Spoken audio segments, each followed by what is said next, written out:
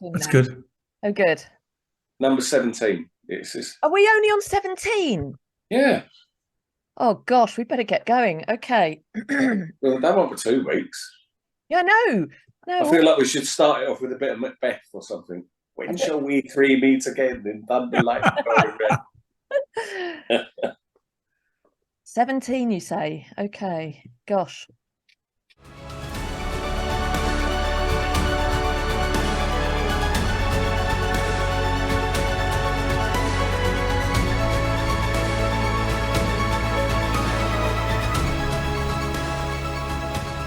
Hello and welcome to Catholic Unscripted episode 17. I'm Katherine Bennett. I'm Mark Lambert. I'm Gavin Ashenden. Well, we're taking a slightly different approach this week because my beautiful stepdaughter, Emily, who's 25, she's not a Christian, she's not a Catholic, but she has started going to the Alpha course, the Catholic Alpha course, and she's come to me with a very big question, which we thought it would be a good place to tackle it here on Catholic Unscripted. And so, guys, I've shared it with you. Essentially, she's asking what is the point of our existence? What is the purpose? Why did God create us? And is it just to be happy and to love God? And she can understand why people believe in a God, but she can't understand why God would create human beings, especially when she looks around and sees the amount of suffering that goes on. So it's a huge question, and I thought it would be good if we could try and answer her. Hello, Emily. Thank you for your question. So I'll start with you, Mark. What would you say to her? Well, I thought it was a brilliant question and really sort of sums up the whole mission and purpose of, faith. So it is really worth addressing. And the main thing that I think to sort of start off with is to say that in order to understand that, you have to understand that, like the fundamental ontology, that being is good. You have to start from that. So I suppose you could say we could start by looking at Descartes saying, "I think, therefore I am," and the fact that that was an actual reversal, perhaps, of Aquinas, who said that "I am, therefore I think." In other words, being comes before action. So you have to start with a fundamental premise that being is good, and we see that in Genesis, don't we? That at the beginning of the Bible, everything that's created is good. God says that he created everything, and what he saw was good. So we get that idea that being, first of all, is good. And then I think you have to think about love as well, and that we can look at the way that we experience love in our families and in our marriages, and that love is generative. That's the nature of love. It is abundant. It gives of itself, and so God had no need to create us for any purpose other than the fact that love shares. Love is good. Love breaks out. Love is abundant, and so he wanted to share that goodness, that existence with us. And then I think you have to look at, Emily sort of asked what, there was a plan, and was that plan for everything to be good? And we see from Scripture, yeah, that was the plan. The plan was that we would work in unity with God, and that's how we would exist. But then something happened, and we call that the fall. And that something was that that humanity chose to make our own decisions, that we didn't need to follow what God says, that we would have the freedom to make up our own mind about what actual good and evil is. And that's what we call the fall. And that's what led to sin being in the world, because the reality is that we need an objective truth. Everything isn't relative, and obviously we see that in our broken, our broken society increasingly today, where the impingement of relativism, where you've got a situation where everything is based on your feelings, not on facts, leads to a complete breakdown of society and relationship, and we're getting into all kinds of messy trouble. So, and the medicine for that was Jesus, "Oh Felix culpa, oh happy error, oh happy fall," is one of the things that's said about that fall. So that led Jesus to be incarnated, to come into the world to save us. And that's part of the, I suppose you have to think then about the struggles that we all have. And it's interesting because I was thinking about this today, about the way that it's very difficult to see that, I think, when you're perhaps starting out in your spiritual journey, when you're starting out in your journey of faith, because you perhaps lack the experience of living your life with Jesus. And so you think, well, it's arbitrary, you know, good things happen, bad things happen, it's arbitrary. But usually I would say that bad things happen, it tends to be because of choices that we make. Sometimes it is a bit more arbitrary.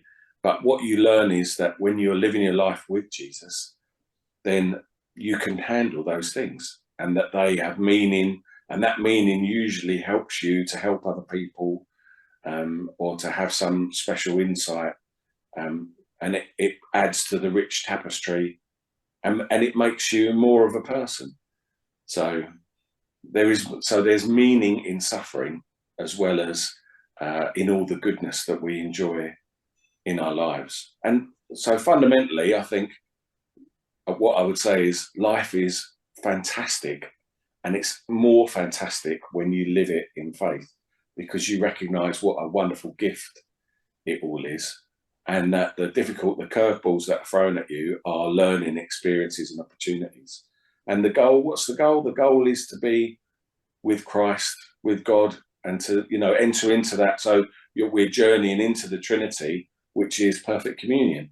So it's all about journeying together in love and learning how to be in perfect communion with each other.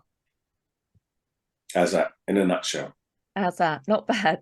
I thought that's beautiful. That idea of that abundance of love, that it's not out of a need or a lack. And this is why we understand God as Trinity, one God in three persons, the Father, the Son, and the Holy Spirit, the lover, the beloved, and the relationship between them. And then that abundance of love then leads to this creation that is good, and humans made in God's image and likeness who are very good. Only we are made in his image and likeness. So love is absolutely at the root of it. Gavin, what answer can you give to my Emily? Well, it's the biggest question there is. And expecting us to answer it is really very difficult. But I think I'd start off, well, and it has to be answered in stereo. And the stereo is, from one side, there's our experience. And from the other side, there are ideas that make sense. And the problem is, you need to know who's asking the question. Some people want answers to the ideas, and other people want answers to the experience. But let's go with the experience to begin with. So we're clearly animals. We're no different from the animals to look at. We get born, we die, we copulate and have children, we eat and drink, and that's it. But we're animals with a problem.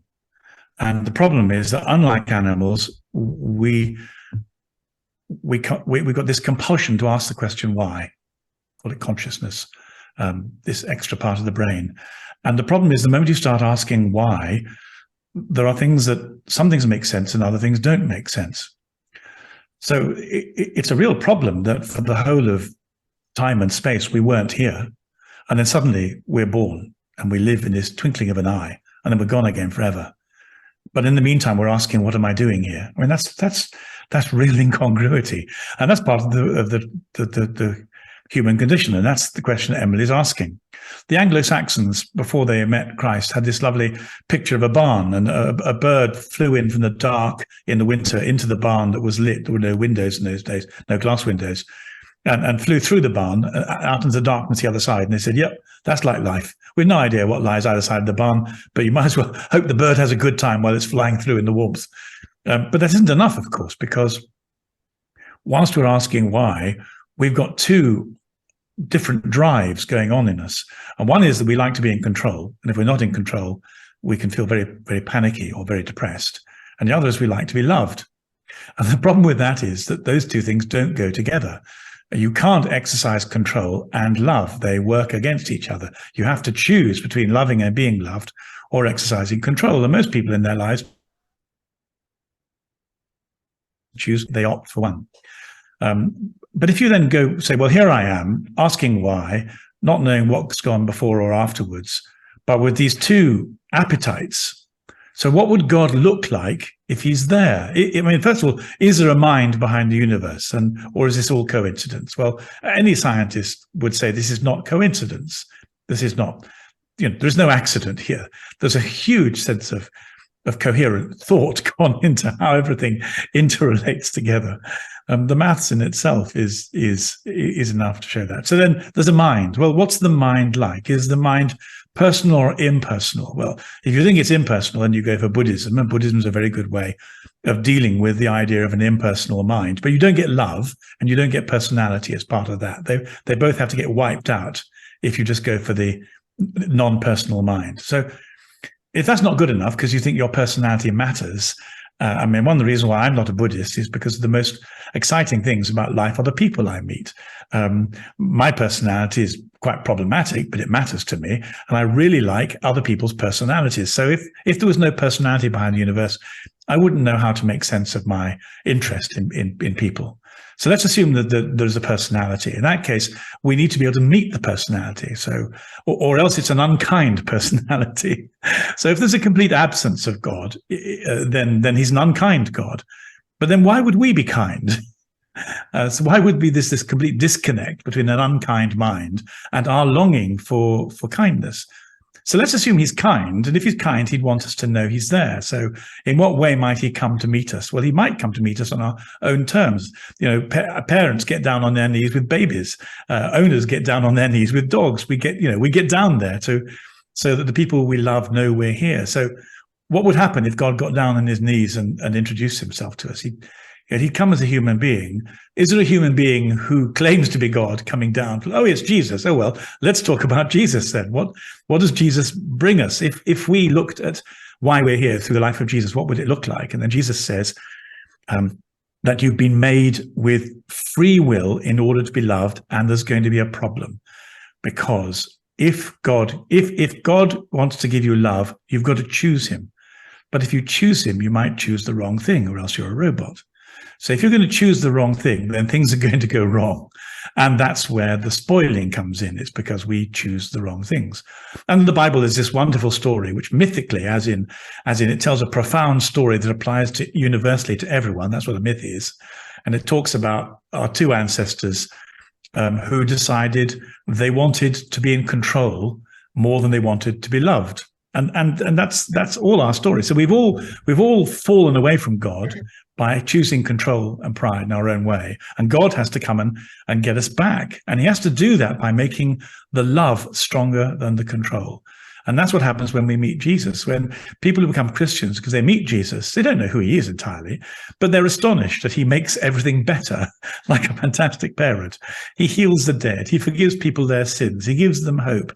He's a light in the darkness. His love is more powerful than all the tricks people play, all the self-deceptions. And his words ring more true than anybody else's words. And when you start reading the Gospels, you think, actually, this may be God got down on his knees, come to meet me. And then for me, there are a couple of other things. I couldn't believe in a God who didn't go through what we go through. And one of the hardest things to believe is that it was worth it. Mother Julian, a mystic who lived in about 1480, had an experience of Jesus when she had an out-of-the-body thing. And she said to him, Lord, did you know what you were doing? This is the Emily question. Are you really sure you knew what you were doing when you set all this up? There's so much suffering. That she lived through the Black Death and the Inquisition and people being burnt. It was a bad time in the late 1400s.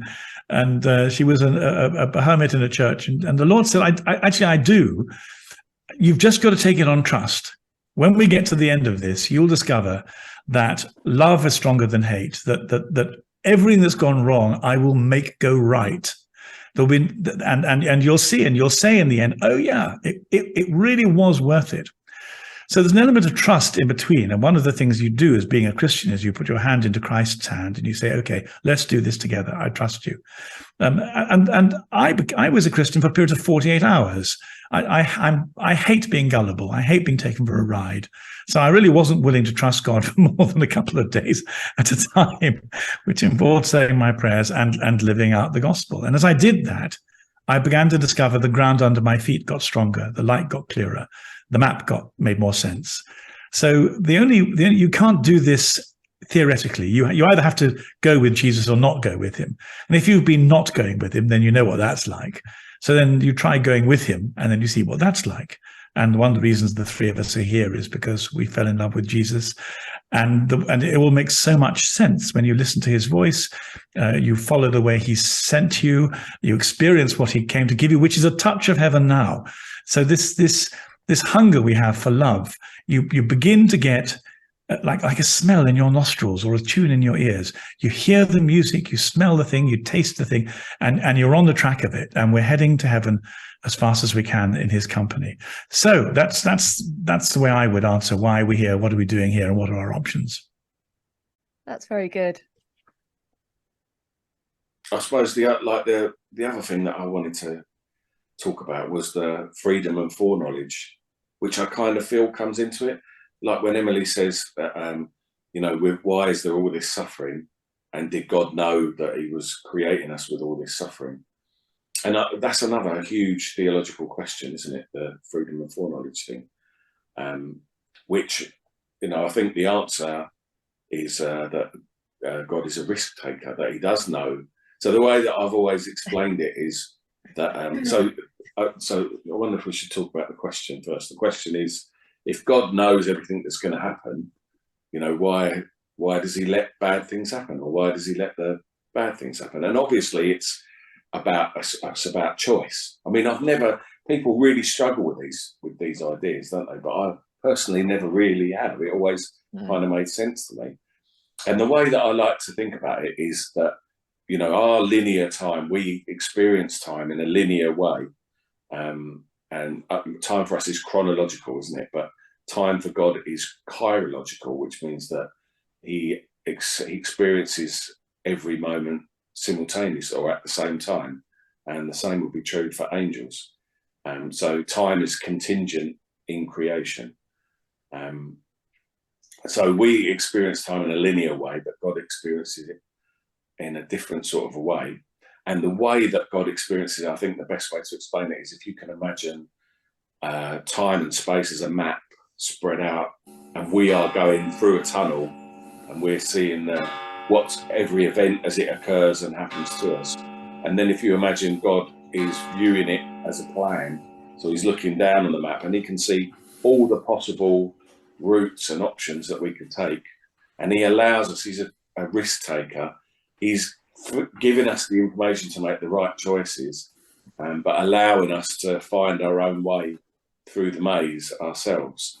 So that sort of answers why does he allow these things to happen? But obviously, if he didn't, it wouldn't be freedom, would it? It would be another form of control, as Gavin said. And that's why it's important that we're allowed to make these errors. So we're doing this in stereo, and that was the rational principle explanation, and it was a very, very good one indeed. But you need to put something else with it, and that is there is no rational answer that will satisfy our outrage at suffering. There just isn't, especially if you're suffering. Imagine that you've got the most terrible toothache, and someone says, "Yeah, but it'll get better tomorrow." You can't hear it, you can't feel it. The pain is too much. And so there are some times in life when the pain is too much and no rational answer can help us, no matter how clever Mark and I are.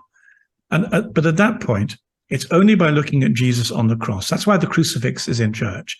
What you discover there is that there is no suffering that God has not gone through. So Jesus on the cross is not just someone being put to death and dying for our sins.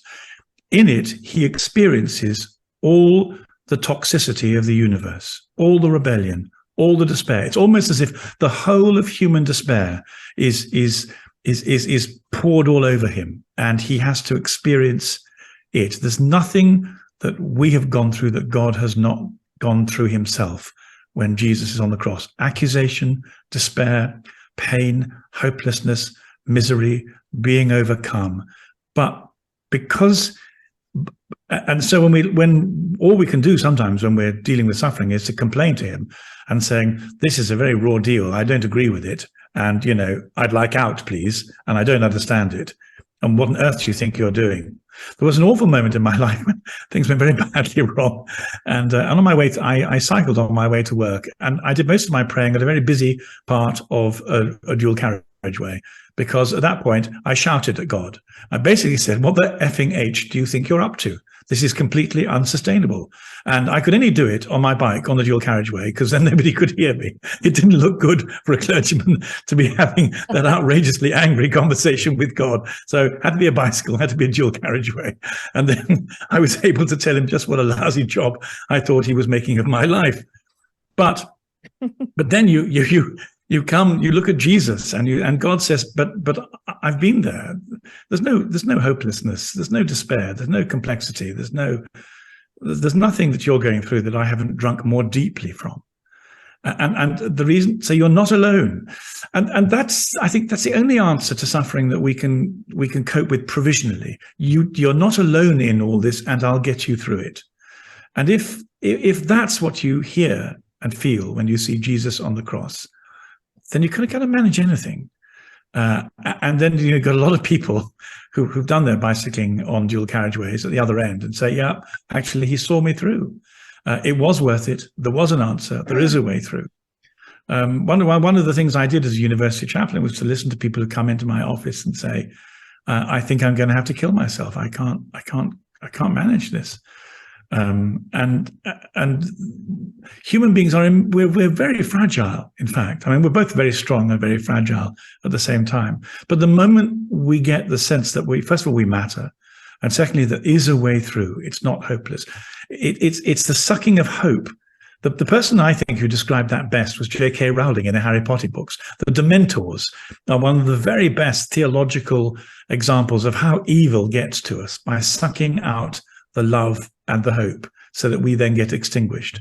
And what Jesus does on the cross is always make sure that we have hope, because we look at what they did to God, and then we see that he rose on the third day and starts making everyone better. He raises other people from the dead. He forgives their sins. He goes ahead. He's basically stronger than anything that random evil can throw at humanity. So with that hope and with that love and with that promise, we can usually make it through. But there are times when you have to get on a bicycle and talk at the top of your voice to God to explain to him why you think it's gone wrong. I think it's interesting when you look at Jesus in Scripture as well. The times when he gets angry, what is he getting angry at? And he's getting angry at evil. That's what he gets angry at in Scripture. You know, so it's like he rejects evil. He rejects suffering, and he does that all through the gospel story. One of my favourite quotes is Claudel. Do you know the French theologian? And he said that Jesus didn't come to take away suffering or to explain it. He came to fill it with his presence. Yeah, and that's a beautiful explanation of what you're saying. And the other thing, I don't know if you can see that. Can you see that picture? Yeah, I love that. Yeah. Have you seen that before, Gavin?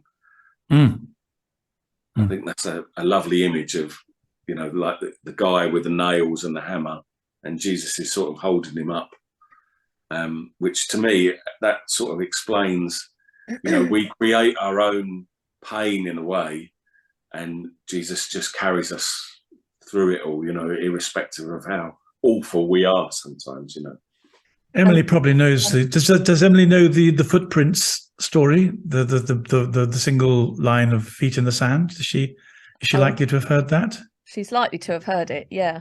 Okay. Well, then that doesn't need repeating. Then. Well, I mean, Google. She can look it up. Yes. We can go through it together. I'll put it on a link. But I think that idea of love is not love if it's forced. I think that's absolutely crucial, because by its very nature, you cannot force it. And that necessarily means, so people have this idea of this inconsistent triad, you know, how come God doesn't stop evil? Can't he do it? It's not down to that kind of simplistic question. It's about whether or not he's created us freely out of love, and he has. And so that comes with that consequence, which is that we will choose to turn against him. And we also have to live in a world in which choice is possible. So we have to live in a world with fixed laws of nature that mean if I want to push Gavin over a cliff, I can do it and he won't just hover. And so all of this leads to this suffering that we see and that we experience. But what I love about our faith is that, unlike other religions that came to offer a solution, that came to give a book, that came to give some suggestions or some guidance or some ways to follow, with Christianity, God gives himself. He doesn't give, you know, here take this, or the fulfillment of his revelation is Christ, who in preparing the Jewish people for him, as you say, lowering himself, to be so humble as to become one of us and to die and to suffer in that way. He gave himself. You can't get more. You cannot. There is no other story. There is no other story that answers that question, and where God himself suffered the worst that we could suffer, and the end of that story is the resurrection. So I think what Emily's asked is the most pertinent question, which is, what is the point of anything? What is the point of us existing at all? Why? And actually, it's because not enough people are asking that question that we see the chaos around us and the incoherence around us. And actually what we do, and I think Emily would admit she does this, and I do it, and we all are guilty of it, is we distract ourselves constantly because we're frightened to ask that question. And so the very fact that Emily, God love her, has come to this point where she's saying, what is the point of life, is the beginning of being able to then accept the answer, which is to love God, to return to our Creator, who is love. But yes, I think that idea of love is not love if it's forced answers the question of pain and suffering, and then God who gives himself. And of course, so much depends. Sorry, Katherine. So much depends on where you're asking the question from. If you're asking it from a good place, where you're just kind of scratching your head and thinking, well, I need to find some answers, then I think the answers come at you in one direction. But sometimes the question gets asked when you're going down, and it's a bit late to ask the question. But if you are going down, there's a lovely story. But humanity falls into a river and begins to drown, and then begins to ask some theological questions, and the atheists shout out and just hear an empty echo back when they cry for help. There is no one there. There is no help. But if you call out as a Jew, then Moses appears and says, "Well, I've got some tablets here which explain 10 easy steps to not falling into a river in the first place." And you think, well, that would be a good idea, but too late. But then you call out for Jesus, and you hear a splash, and suddenly someone's got you, and they're carrying you and saving you. And that again is one of the reasons why people become Christians, because if you're asking the question when you fall in the river and you're having trouble floating and surviving, that's when Jesus really comes to the front of the queue in terms of answers and experiences for managing. But if you're asking it from a good place, then there's still the whole issue of what satisfies you most. And most people sitting down quietly being asked, would you like to be loved and to love, or would you like to be a dictator? And make everybody do what you want, realizes that the being a dictator and making people do what you want is something that would leave us very empty and very lonely inside. And actually, one of the deepest human problems is loneliness. Because back to Emily's question, why are we here? Well, we were made to be loved and to love, and we do it as a kind of proxy for one another. It's wonderful when you have three friends and you care and you love each other, but it's a foretaste of God's love for us. We're acting out this deeper and more profound love that stands at the beginning and the end of creation, and beginning and the end of time. So we're practicing love on each other. But to do that, you absolutely have to learn how to forgive, and you can only forgive if you've been forgiven. And you absolutely have to have hope, but you can only have hope if you've been hopeless and then discovered where the hope comes from. So once again, it partly depends on where you're asking these questions from a place of very serious and acute need, or from a place of stability. But you tend to need to ask them from both angles. That's brilliant. And like leading on from that, I'd say is, and perhaps it's in, I think Emily said she was reading Mere Christianity. Yeah. I think one of the things in Mere Christianity is about our innate appetite, and the way that it would be ridiculous if we had these appetites and there was no, I mean, it's a bit platonic, isn't it? But you know, that there weren't these ideals that we were hungry for. So, for example, in our humanity, if we experienced hunger and there was no food, that would be ridiculous. And in the same way, if we hunger for justice or love or relationship, as you're saying, Gavin, and that I always think when I'm talking to people who are journeying towards Christ, you know, on RCIA or whatever, that, you know, to say, what do you hunger for? We all have an innate hunger for justice, for love, for integrity, for honor, you know. True. And even though we get confused in our lives with all these other things, if these are the prime things that we all long for, that we long to see, we all feel injustice, we all feel you know, a lack of mercy, or you know, the need for honor. We're all looking for an honourable leader. We're all quick to criticise. So I think all of these things are pointers. They show us, don't they, that the way that what we should be looking at really is God. And just as you said, Katherine, that what you just said there, right, about the big questions, that is the introduction to Christianity by Joseph Ratzinger. Did you know that? That's the beginning of the book. That's how he starts, with exactly that preamble. He's sort of saying, you know, these are the questions, and when you ask those questions, there are, you know, brilliant. Like you have to look into these things to find the answer. Yeah. And it made me think of, you know, like I was with you on Tuesday and give a little talk in your parish, and it made me think of that idea really that, you know, I've completely forgotten what I was going to say. What did it remind me of? Oh no! Pope Ratzinger, Pope Benedict. Going along. So annoying. I knew I'd forget one of them. I do that. Anyway, it reminded me of something we said there, but that was pertinent. Please move on. I was just going to say that two things we've said here today, which I think are really important. One is continue to ask questions. I think it's only in the asking questions, and Jesus never ever dismissed a question or turned people away. He welcomed them. So we must continue to ask questions, and that's how we come to truth, only that way. And also being angry. Gavin spoke about pulling up on the side of the road on a bike. We've all done it, and we will continue to do it and to wrestle and to grapple throughout our lives. And I don't think that we should give the impression that as Christians we have to always be nice and never annoyed, even with God himself, because you can't hide from God anyway. So, you know, I often get angry with God, and do as Gavin did as well, and possibly not always out of earshot though. Well, think about the great prophets. You know, like I always think of Jacob at the Jabbok as sort of a metaphor for my life. You know, but you know, think about Jonah as well, like running away. I love Jonah. You know, when God says, Jonah, up and go to Nineveh, and Jonah's like, see you later, and he's off on a boat somewhere or something, running as far away as he can.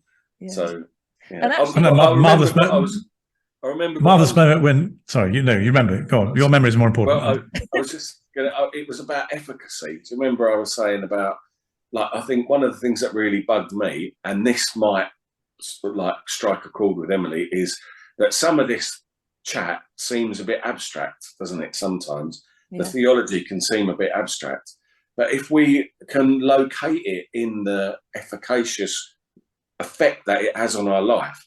And like, that's what you were saying. You know, I love that bit, Gavin, about the river, and the fact that, like, it's trying to communicate the fact that living a life of faith does have a real tangible effect on our lives. And it can seem really abstract from an external perspective, and it's only really living a life in faith, isn't it? It takes some time of practice before you get to the point where you're like, you can feel Jesus walking with you in a way that is practical and effective, and you trust that you can rely on him to help you, and God is there. And it's such a powerful thing about faith, and I wish I could give it as a gift to everyone. Yeah.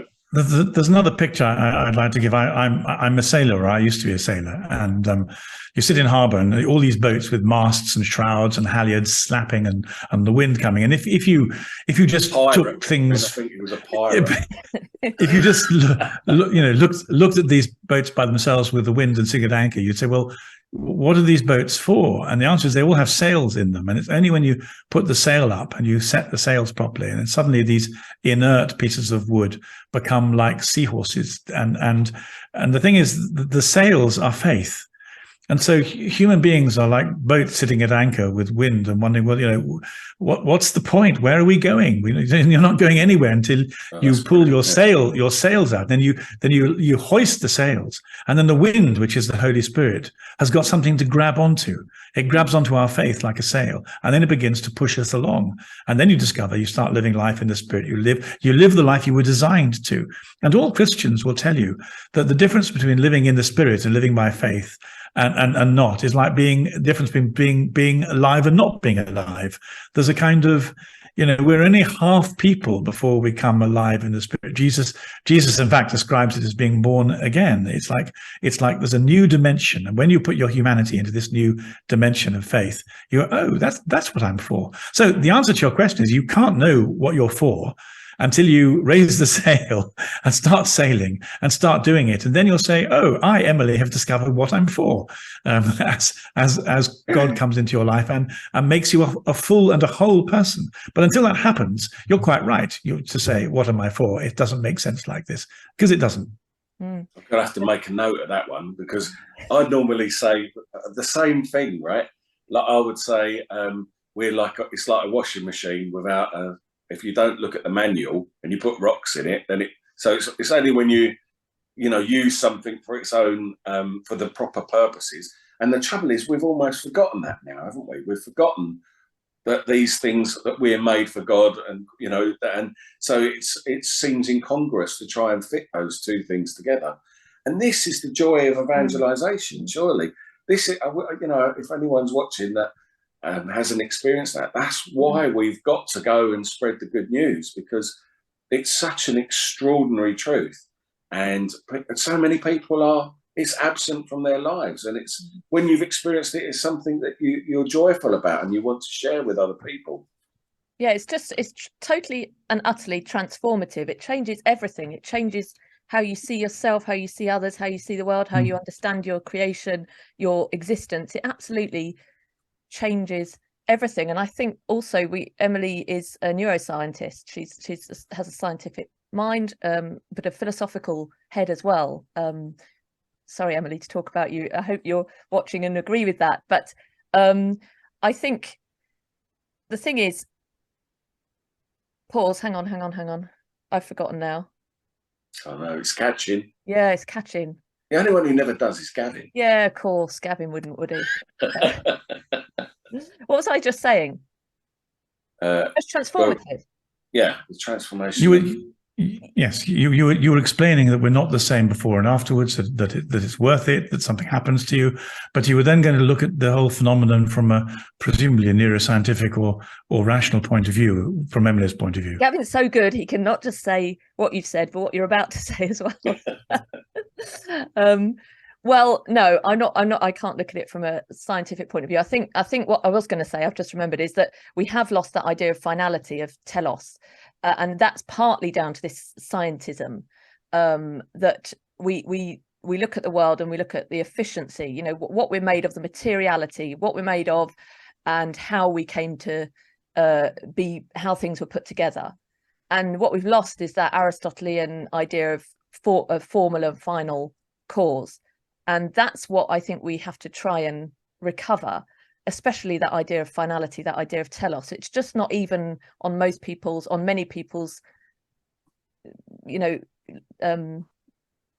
horizon. Radar. I think one of the things I'd like to say to a neuroscientist again is the principle of stereo. So scientists are immensely skilled in how things work. They have the most ornate maps of connectivity and traction, of cause and effect. But there are two ways but human beings need two kinds of knowledge. They need how, but they also need why. So if they only have why, but they have no how, then we have no way of making things work. We live like Stone Age hunter-gatherers, which is all very good, but it's problematic. But if you only have how, and know why, then you live like computers. And so the artist needs a bit of neuroscience so that he or she is not forever stuck with philosophical questions, but never gets up in the morning and never knows how to cook or get things done. But the neuroscientist needs to become familiar with some of the why questions, and one of the books that does that is the Bible. The Bible is a study in why. It's not a study in how. And part of the problem is a whole lot of how people have looked at the why book, and they thought, well, this is a really crappy how book. And the answer is, it's not a how book; it's a why book. And so you need to read it by asking the question why, and the why stuff. The Bible never stops being incredibly profound, beginning with Adam and Isha, Adam and Eve, and in a microcosm, giving a description of what human life is like, this desperate need we have to do our own thing and to have knowledge and power at the expense of love and trust, and discovering that by choosing knowledge and power, we forfeit love and trust. And then, the danger is we forfeit it forever, except that God won't let us go. He comes to find us, so that we have knowledge and power and love and trust, and they all come together. If they marry each other, then we become who we're supposed to be. We're supposed to have knowledge. We're supposed to have agency, but it must be set within trust and love. And again, that's the Christian journey. It's matching how and why together, capacity and power with love and trust. But it can only be done through an encounter with Christ, who puts us back together again in His image, because that's how He is. Well, I think Catherine's channeling Ratzinger, and I think you're channeling Guardini. I don't know. That's like out of his brilliant book, The Lord. Brilliantly put. Yeah. And he puts it in Guardini, says something like, not leaving us in our darkness. God breaks into the visceral chaos of our sin, reaches down into the depths and draws us to Himself. Exactly as you said, He doesn't leave us in our darkness. That and understanding that is so beautiful, isn't it? It's such a beautiful thing. We have a theologian on the panel. This is great. That was so beautifully done, Mark. Really, really lovely. And you hide your knowledge with such humility. It's very impressive. I was going to bring in another theologian, Newman, and say, I suppose the other thing is that you need to sort of use that thing that Newman said about the illative sense. That it's not that there are that. And I want to say this to Emily, really, is that there's not one answer to any of these questions, which is why a discussion like this, I think, is really valuable, because we've drawn lots of different, we've drawn on lots of different threads. And I think it's about building a picture.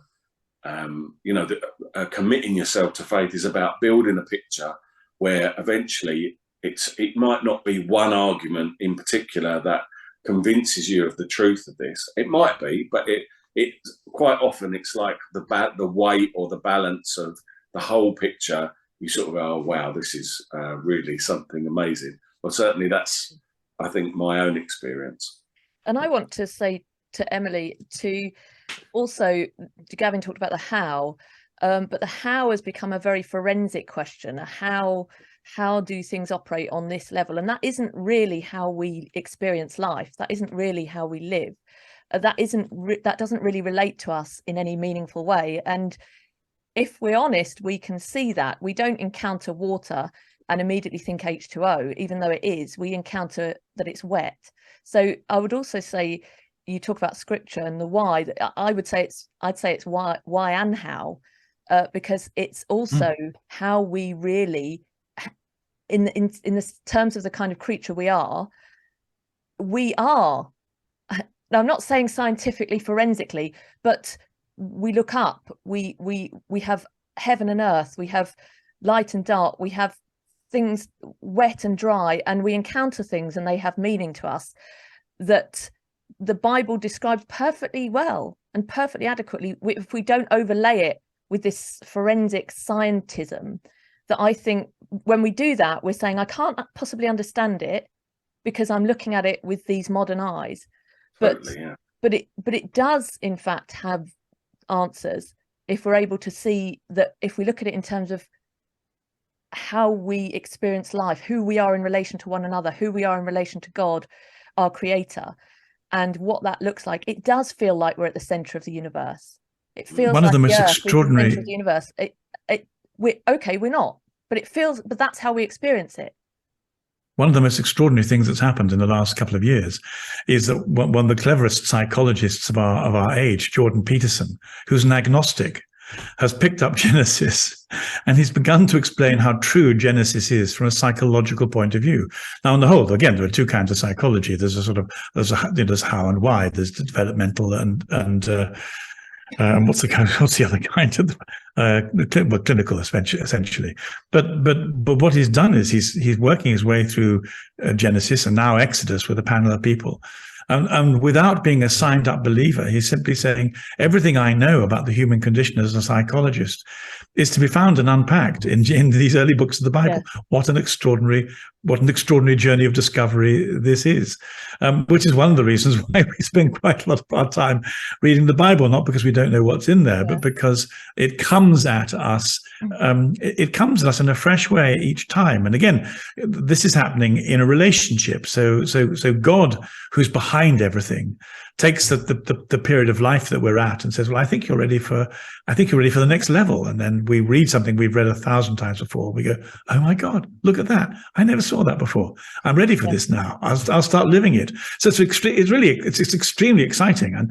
And for someone like me, who's a very slow learner and making terribly slow progress, I'm just so grateful I keep on getting an opportunity to keep on discovering stuff. And I think, well, how on earth did I manage without knowing and experiencing and trusting this before? But so this journey of discovery in the faith is really completely wonderful, and it's quite wonderful. It's quite marvelous to see a clever agnostic do it so effectively as Jordan Peterson does. So to as well as listening to us, watch a real pro. Well, it's about asking the right questions as well, isn't it? If you take something simple like the story of the boy who cried wolf, if you ask the question, where are the bones of the dead boy and the sheep and which hill and where can I find it and what are the locations, you're asking the wrong questions.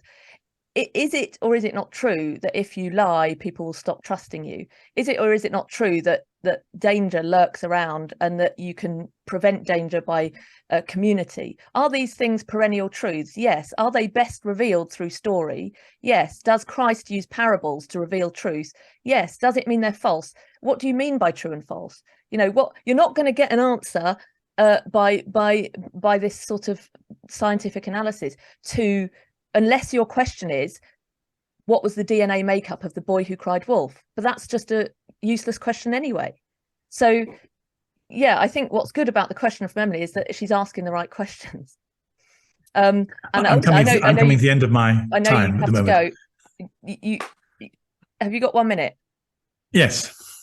I wanted to say as well about what I would want to say to anybody who's coming at things from a scientific perspective is, where do you get your value judgment from as well? So what grounds your value? You believe that this is right, but why do you believe that's right? So that all comes into it as well. There speaks the philosopher, well trained. So you've had a philosopher and a theologian and another. Anyway, now what we need is criticism from Emily and further questions. Yes, please. Okay. Well, are we done, Mark? Yeah, I think so. Yeah, it's good. Yeah. Well, I want to end just with love, because this was for Emily. We love you. You're loved, and you're loved into existence by a creator who loves you. And we can love you because of that creator. That's how we can love you. And there's more I'll talk to you about when you come round. And I look forward to seeing you. And thank you for everyone for indulging the question from my stepdaughter. And hello and goodbye, Emily. I'm Katherine Bennett. I'm Mark Lambert. I'm Gavin Ashenden, fading into the evening shadow. You're a bit. Yes, but clinging on to the light, which gets ever brighter as the darkness grows. What is it? Ex umbris.